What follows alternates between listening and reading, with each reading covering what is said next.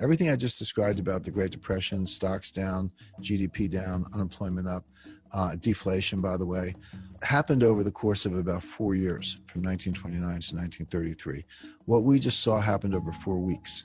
So even if the declines and the shock is comparable order of magnitude, which it is, the time compression is unlike anything we've ever seen.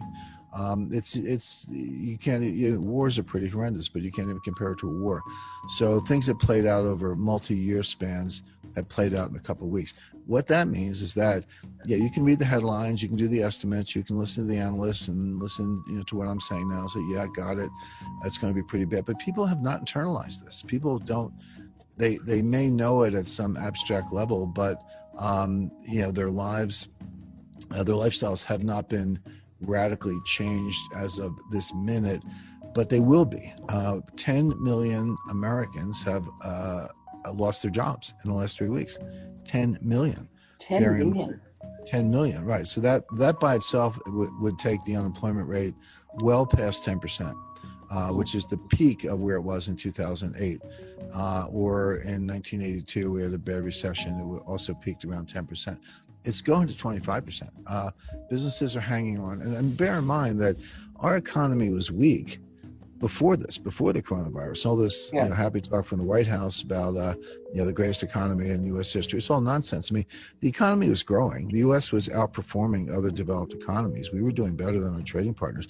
But growth was 11-year growth in 2009 to 2020 was about 2.2%. And the annual figures clustered around that. We had no 3% years.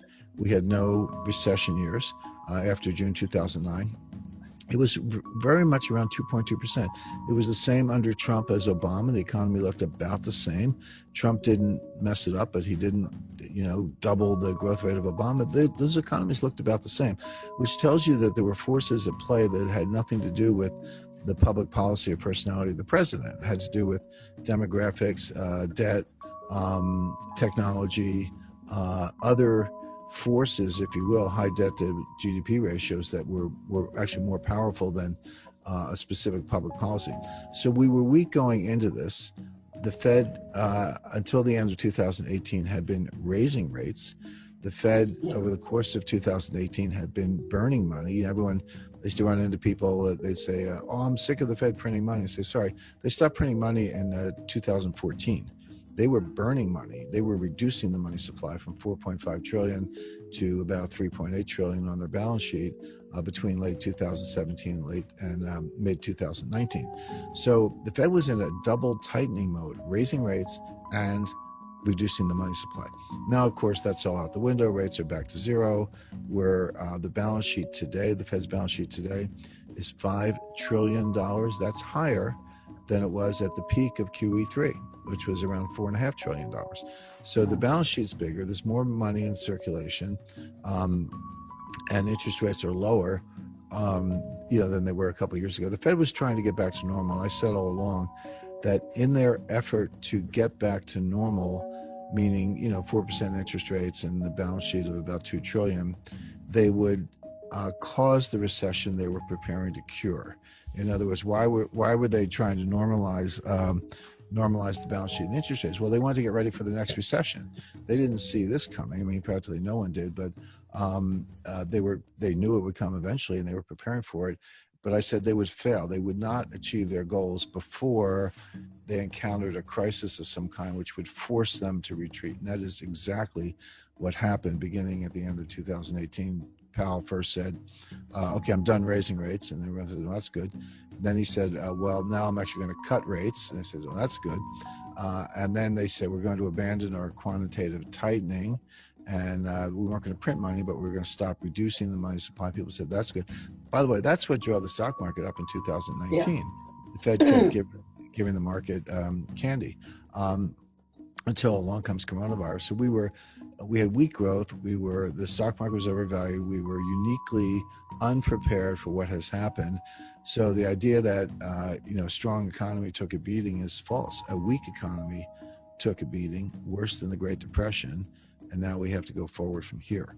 So so the idea that the stock market is somewhere near a low, Negative interest rates are on the horizon. This depression, I don't call it a recession. It's not a recession. It's a depression, which is far worse. Let's see how long it lasts and what the damage is. But that's what we're in. And that has people you can say it, you can read it, but people haven't lived it. The expression you hear right now is pent up demand. Well, okay, we're all staying home. No one's going out to a restaurant or whatever. But once the doors are open and the virus is contained, we're all going to be running out, and that pent up demand. So no, this is a timing difference. Second quarter will be worse. Third quarter, maybe fourth quarter will come roaring back, and you'll get your V-shaped recession. That's nonsense. It reminds me of 2009, 2010. I remember, you were around, I was around. We heard the expression, at least in the U.S., green shoots. Everyone was, commenting, here come the green shoots. Look at the green shoots. That was nonsense. They were brown weeds. They weren't green shoots. In other words, we got 2.2% growth for 10 years or 11 years, but the average recovery since 1980 is 3.2%. We got 2.2%.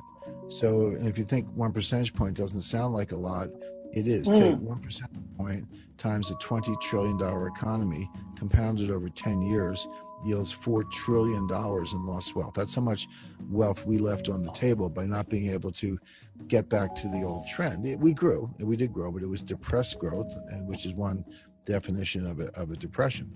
Now, the problem now is that where's this so-called pent-up demand? So my wife and I usually go out for dinner on a Friday night, which we do. We did not go out last Friday. We're not going out this Friday. May not go out for a while, but let's just say that by August, things are back to normal and we decide to go out for dinner. We're not going to order 10 dinners. We're going to order one. We're going to sit down and have dinner. Those other 9 dinners that we skip, that is lost output, permanently lost output. It's not a timing difference. Now, it's true that if I were going to buy a car last week and I chose not to because the dealer's closed, and I go out in August and buy the car, okay, that's a timing difference. We subtract it from second quarter GDP, add it to third quarter GDP. So that could be pent-up demand, so-called. So that is a timing difference. So then what you have to do to analyze future growth, you say, okay, well, of everything that's going on, how much are permanent losses and how much are temporary losses, timing differences? Well, 70% of the U.S. economy is consumption, and about 60% of that are services, not goods, meaning 42% of the entire economy is consumption of services, bars, restaurants, theaters, concerts, shows, movies, etc. And most of that, as I described, is lost permanently. So you're never going to get that back. And then the question is, how do you grow from there? Well, here, let's say you're a restaurant and you have 20 employees. Now your doors are shut. You've terminated all 20 of your employees. They're applying for unemployment, so they're getting some check from the government, but you've closed your business. You're hanging on because most of these kinds of small businesses are not well capitalized anyway. They don't have a lot of working capital. By the way, 42% of the jobs in the U.S. are small businesses. It's not, IBM and General Electric. It's restaurants, dry cleaners, pizza parlors, and the like. Okay, so now let's say it's all clear, the virus is contained, you reopen your restaurant. Are you going to hire back all 20? Or will you perhaps say, well, I'll hire back 10 and we'll see about the other 10? You're going to have the same crowd? No, because behavior changes. You're going to have to set up fewer tables because they're going to have to be further apart. In other words, you're not going to recover all that lost growth, and 10 of those people are not going to get their jobs back. This is for the ones who hang on. There will be a lot of bankruptcies in the meantime. People just say, well, sorry, I'm just closing up shop permanently. I'm not reopening this restaurant. And so when you take into account the permanently lost output because it's gone, it doesn't come back. You don't have the 10 dinners as I described, plus the permanently lost jobs where you get terminated for reasons we all understand right now, but you don't get hired back for a lot of other reasons. This is depression-like characteristics. So will we grow again? Yes. Will we hit bottom? Yes. But we're going to hit bottom maybe 30%. I mean, I always talk about this all the time in terms of hedge fund performance. When you're down 30%, and then you go up 50%. Well, that's 50% of 70, which is only 35. I mean, that the math doesn't work in reverse in terms of. Let's say we went down 30%, which seems likely. Let's say we had 10% growth. I've never seen 10% growth in a quarter in the United States. I've looked at a lot of time series. The biggest quarter I saw was during the Eisenhower administration in the 1950s. We had one quarter where the economy grew 8%. We had a couple of years in a run, the economy grew 5-6%. That's what a strong economy looks like, 5-6%. Yeah. Well, let's say we go down 30%, and it could be worse, but let's say 30. So now we're at 70. Okay, 70% of the former GDP, and we grow 10%, which is off the charts. Well, that's 7. Now you're at 77. Guess what? You're still 23 percentage points below the prior level of GDP. You grow 10% again. Well, add 7.7 more. Now you're up to 84. And you're still 16% below the prior GDP. This could go on, will go on for quarter after quarter. That's if you get the kind of growth I just mentioned, which is unlikely for the reasons I talked about earlier. So it doesn't mean we don't hit bottom. It doesn't mean we never grow. What it means is that we don't get back to those levels for years. Okay, so given that we're that dire prediction, as you said, this is not something that's going to go away, and people are talking up the fact that it will go away. What should people do? Reduce your exposure to equities. I'm not saying go to zero, but stock markets have not hit bottom. Number one, build up a store of cash. People turn up their nose at cash. You go, well, it has no yield. Well, it doesn't go down 30% either, or 50%. But first of all, cash does increase in value in deflation. When you have deflation, I'm not talking about disinflation, I'm talking about deflation, which is coming. The value of cash actually goes up. Your dollar buys more if prices go down. So your cash is actually more valuable.